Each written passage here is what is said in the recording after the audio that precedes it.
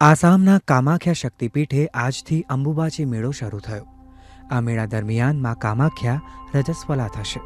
આસામના ગુવાહાટીના નીલાંચલ પર્વત પર આવેલા આ શક્તિપીઠ પર દેવી સતીની યોનિનો ભાગ પડ્યો હતો અને કામાખ્યા પીઠની સ્થાપના થઈ હતી। દેશની 51 શક્તિપીઠોમાંથી માત્ર આ જ શક્તિપીઠ એવું છે જેને મહાપીઠનો દરજ્જો મળેલો છે। કહેવાય છે કે અહીં દેવીનો યોનિ ભાગ હોવાથી વર્ષમાં એકવાર 3 દિવસ માટે માતા રજસ્વલા થાય છે। આ દિવસો દરમિયાન અહીં અંબુબાચી મેળો ભરાય છે। આજે 22 જૂનથી આ મેળાની શરૂઆત થઈ છે, જે 26 જૂન સુધી ચાલશે।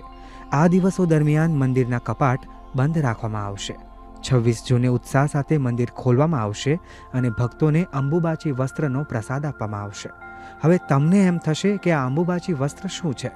તો એક સફેદ કપડાને દેવી રજસ્વલા થાય ત્યારે પ્રતિમાની આસપાસ પાથરવામાં આવે છે। જ્યારે મંદિરના કપાટ ખુલે ત્યારે આ વસ્ત્ર માં કામાખ્યાના રક્તથી લાલ થઈ ગયું હોય છે, જેને પછીથી ભક્તોને પ્રસાદ તરીકે આપવામાં આવે છે।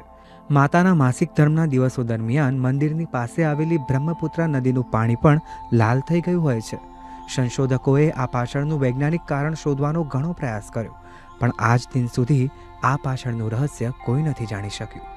મહાપીઠની સાથે સાથે આ શક્તિપીઠ દેશનું સૌથી મોટું તંત્રપીઠ પણ છે। તંત્ર મંત્ર માટે પ્રસિદ્ધ અંબુબાચી મેળાને કામરૂપનો કુંભ પણ કહેવાય છે, જેમાં ભાગ લેવા માટે દેશભરમાંથી સાધુઓ અને તાંત્રિકો ભેગા થાય છે। મંદિરમાં વર્ષમાં એકવાર યોજાતો અંબુબાચી યોગ ઉત્સવ વિશ્વના તમામ તાંત્રિકો અને સિદ્ધ પુરુષો માટે વરદાન સમાન છે।